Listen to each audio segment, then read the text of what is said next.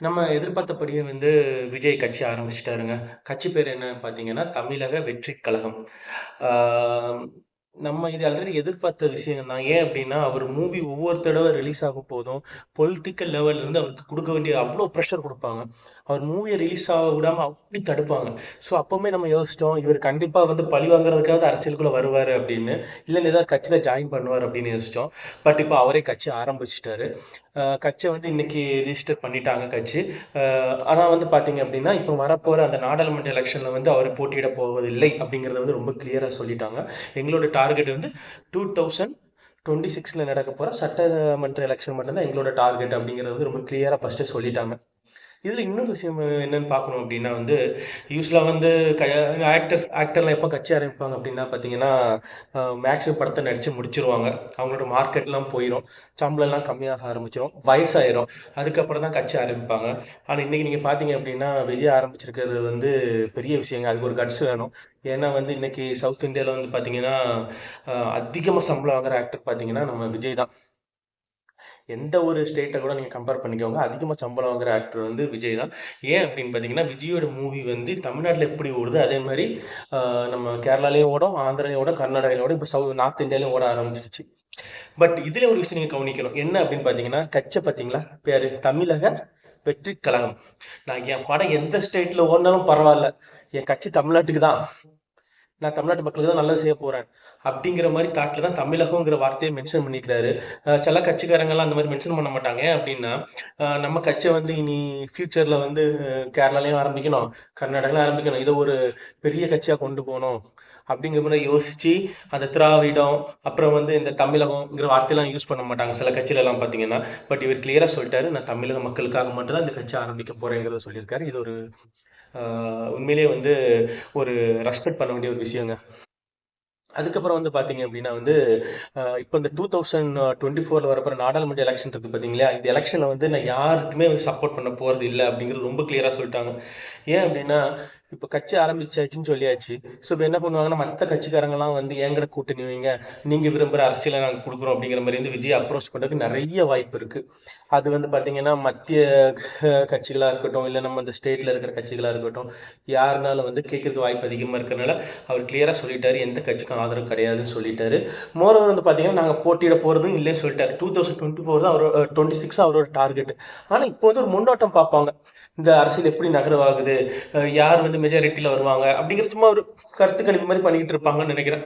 அதுக்கப்புறம் என்ன சொல்லியிருக்காரு அப்படின்னா நான் இந்த கட்சி ஆரம்பிச்சு சேவைக்கு வர்றது நான் ஒரு பொழுதுபோக்கு மாதிரி நான் செய்யல. அதுக்காக என்னையே நான் தயார்படுத்திக்கிட்டு என்னையே ப்ரிப்பேர் பண்ணிட்டு என் மனதளவுல நான் ரெடி ஆகிட்டு தான் வந்திருக்கேன். நீங்க நினைக்கலாம், இவன் ஒரு சைடு கட்சி ஆரம்பிப்பான், இன்னொரு சைடு படம் நடிக்க போயிடுவான் அப்படிலாம் நீங்க யோசிச்சுட்டு இருப்பீங்க. பட் நான் அப்படி பண்ண போறது இல்லை. நான் படத்தை நடிக்கிறத நிப்பாட்ட போறேன். கட்சியில மட்டும்தான் நான் கான்சென்ட்ரேஷன் பண்ண போறேன் அப்படிங்கறத விஜய் ரொம்ப கிளியரா சொல்லிட்டாரு ஸ்டேட்மெண்ட்ல. என்ன சொல்லியிருக்காரு அப்படின்னா, நான் இப்போ நடிச்சிட்டு இருக்கிற, அதாவது கமிட் பண்ணியிருக்கிற மூவியை மட்டும் நடித்து கொடுத்துட்டு நான் இந்த சினிமா வாழ்க்கையிலேருந்து வெளியே கட்சி வேலையை மட்டும்தான் நான் பார்க்க போறேன், கட்சி ஒர்க்கில் மட்டும்தான் நான் இன்வால்வ் ஆக போறேன் அப்படிங்கிறது ரொம்ப கிளியராகவே அவர் சொல்லிட்டாரு. இந்த முடிவெல்லாம் பார்த்தீங்கன்னா, பொதுக்குழு, செயற்குழு இந்த மாரி மீட்டிங்லாம் அரேஞ்ச் பண்ணி, அதுல டிசைட் பண்ணதான். இவர் மட்டும் டிசைட் பண்ணல. இவர் கட்சி ஆரம்பிக்கிறதுக்கு நெறைய மெம்பர்ஸ்லாம் வச்சிருப்பாங்க இல்லையா? எல்லாரும் கூட கலந்து யோசித்து, நம்ம சினிமால இருந்தா கட்சி ஒழுங்கா ரன் பண்ண முடியுமா? அப்படிங்கிற மாரி எல்லாத்தையும் கலந்து யோசித்து, அப்படி பண்ணவங்கலாம் இப்போ அரசியல்ல எப்படி எந்த நிலைமையில இருக்காங்க? அப்படிங்கிறதும் டிஸ்கஸ் பண்ணிட்டு தான் இவங்க இந்த முடிவுக்கே வந்திருக்கிறாங்க. அடுத்து பார்த்தீங்க அப்படின்னா, மனுஷன் கட்சி ஆரம்பிச்சு ட்விட்டர்ல ஒரு ஒரு ஒரு ஐடி கிரியேட் பண்றாரு. ஐடி கிரியேட் பண்ணி ஜஸ்ட் 1 ஹவருக்குள்ளேயே பார்த்தீங்கன்னா, 50,000 பேர் அதுல ஃபாலோ பண்ண ஆரம்பிக்கிறாங்க. இப்போ எவ்வளவு இருக்குன்னு தெரியல. பட் இவரோட மாச பார்த்துக்கோங்க. இவர் கட்சி ஆரம்பிக்கணும் எவ்வளவு பேர் எதிர்பார்த்திருக்காங்கிறத பார்த்துக்கோங்க.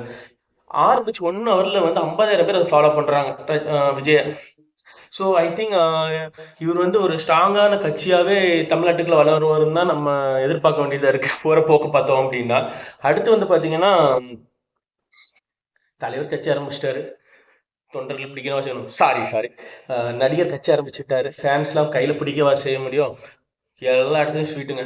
வார போற பஸ் எல்லாம் மறிச்சு பஸ்ஸுக்குள்ள போட்டு ஸ்வீட் கொடுக்குறாங்க, வெடி வெடிக்கிறாங்க, அங்கங்க கூட்டம் போட்டுக்கிட்டு ஒரே கோஷம் போட்டுட்டு இருக்காங்க.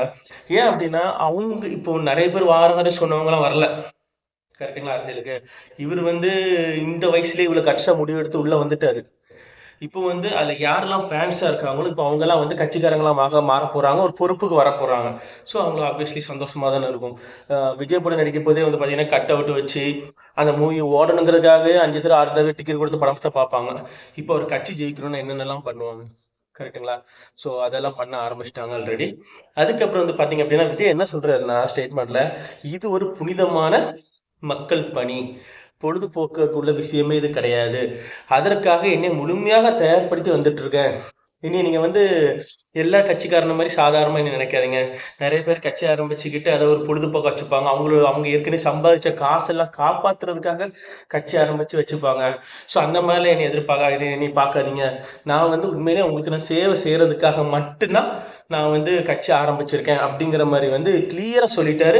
ஏன்னா இதை நம்ம நம்பிதான் ஆகணும். ஏன் அப்படின்னு பாத்தீங்கன்னா மூவி நடிக்கிறதே விடுறேன் அப்படிங்கிறாரு.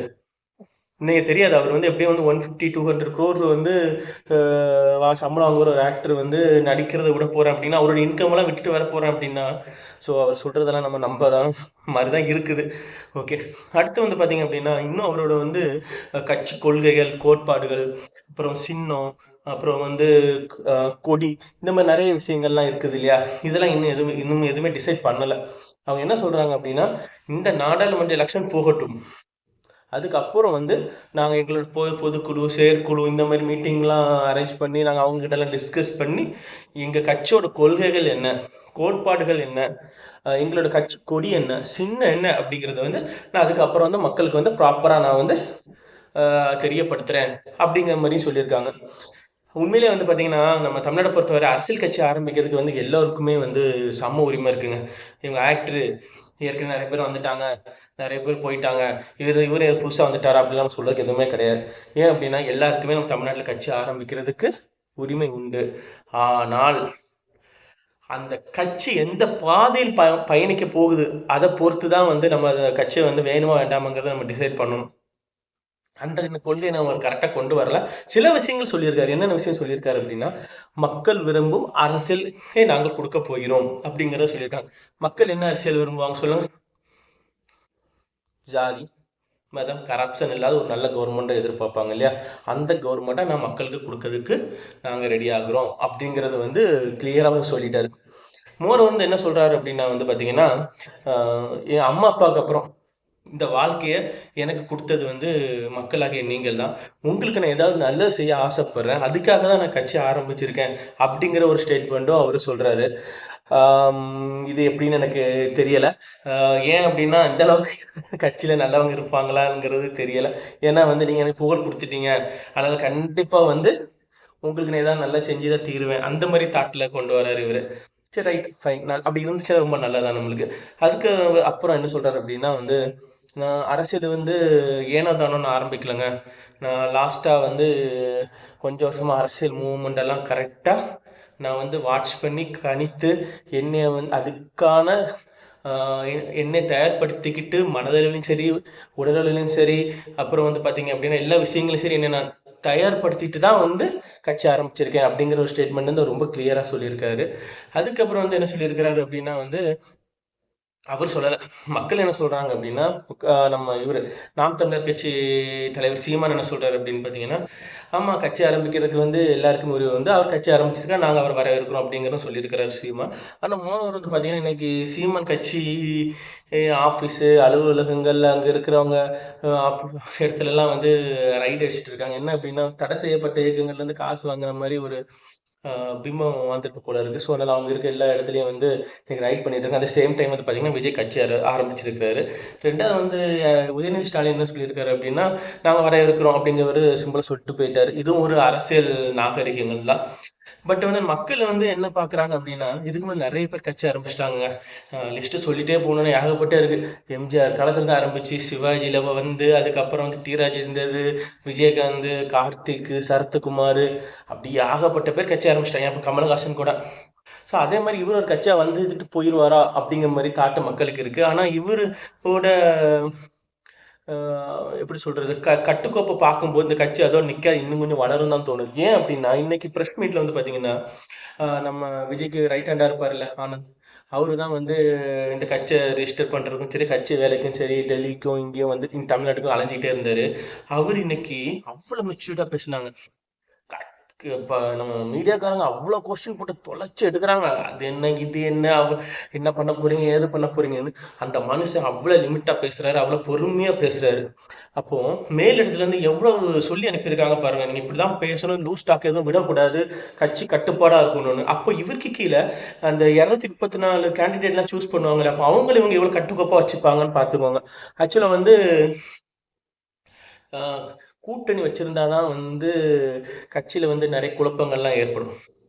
ஆனா வந்து ஒரு தலைவர் அதுவும் ஸ்ட்ராங்கா இருக்காரு அப்படிங்கன்னா கண்டிப்பா வந்து எல்லாரும் அதுக்கு அடிப்பணி தான் ஆகணும். கட்சி கோட்பாடா தான் இருக்கும். ஏற்கனவே நிறைய கட்சிகள் வந்து வலுவிழந்து போறதுக்கு காரணமே கூட்டணி தான். பட் இன்னைக்கு நாம் தமிழர் கட்சி ஒரு சைடா வளர்ந்து வந்துட்டே தான் இருக்கு. அதுக்கு காரணம் என்னன்னு பாத்தீங்க அப்படின்னா வந்து எந்த கட்சி கூட கூட்டணி வைக்காதுதான். நம்ம விஜயகாந்த் கட்சி பொடிஞ்சு போயிடுச்சு, அது காரணம் கூட்டணி வச்சதுதான். ஸோ விஜய் எந்த ஒரு பாதையில வந்து டிராவல் பண்ண போறாருங்கிறது தெரியல. பட் அவர் கட்சி ஆரம்பிச்சு எப்படி அதை கொண்டு போறாங்கிற பொறுத்து தான் வந்து எல்லாமே தெரிய வரும். பட் வந்து மக்களாகி உங்களுக்கு நான் என்ன சொல்றேன் அப்படின்னா, சினிமானும் பார்க்காதீங்க, திராவிட கட்சின்னு பார்க்காதீங்க, தமிழர் கட்சின்னு பார்க்காதீங்க, மத்திய கட்சின்னு பார்க்காதீங்க. எந்த கட்சி உங்களுக்கு நல்லது செய்யுதுன்னு நினைக்கிறீங்களோ அந்த கட்சிக்கு நீங்க ஓட்டு போடுங்க. வரப்போற 2024லயும் சரி 26லயும் சரி எந்த கட்சி மெஜாரிட்டியா வின் பண்ணி ஆட்சி பிடிப்பாங்க அப்படிங்கிறது நீங்க என்ன நினைக்கிறீங்களோ அதை வந்து கமெண்ட்ல லீவ் பண்ணுங்க. பாய்.